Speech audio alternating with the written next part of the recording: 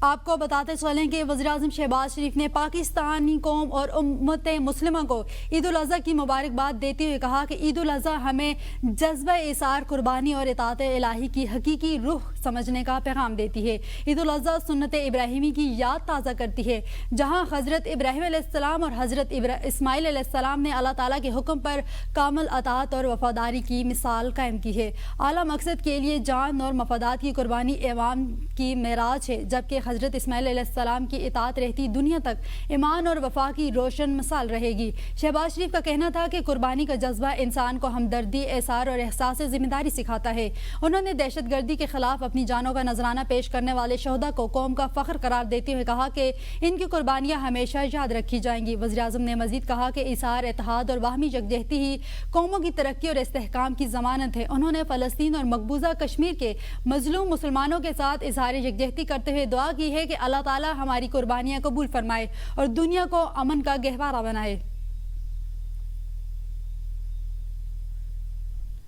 صدر مملکت آصف علی زرداری نے عید الاضحیٰ کے موقع پر قوم اور امت مسلمہ کو مبارکباد دیتے ہوئے کہا کہ عید الاضحیٰ ایثار، صبر، اخلاص اور قربانی کا عظیم درس دیتی ہے۔ صدر مملکت نے کہا کہ انسان کی اصل کامیابی مال و دولت، طاقت یا ظاہری شان و شوکت میں نہیں بلکہ انسانیت کی خدمت میں ہے۔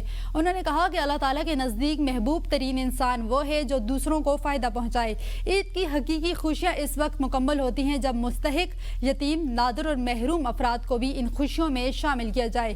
انہوں نے کہا کہ وہ شخص کامل مومن نہیں ہو سکتا جو خود تو پیٹ بھر کر کھائے مگر اس کا پڑوسی بھوکا ہو۔ صدر مملکت کا کہنا تھا کہ قومی ترقی کے لیے قربانی، برداشت، دیانتداری اور باہمی احترام ناگزیر ہے۔